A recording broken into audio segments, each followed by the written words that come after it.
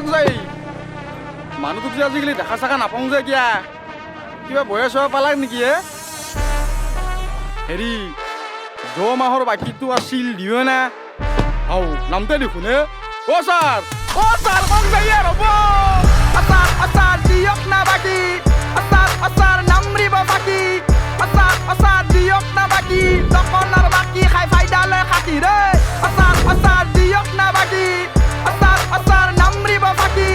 আচাৰ দিয়ক না বাকী দোকানৰ বাকী খাই ফাইদা লৈ খাটি ৰে